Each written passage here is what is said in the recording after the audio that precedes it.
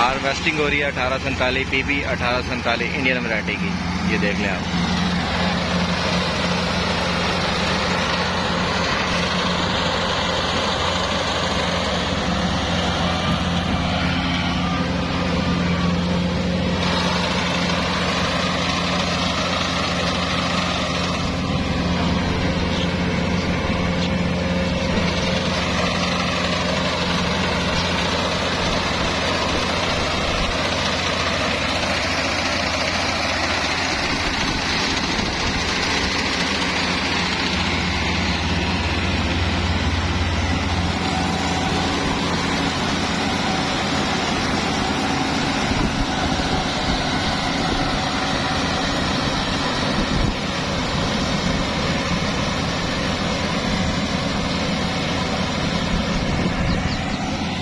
ये 1847 का फील्ड खड़ा।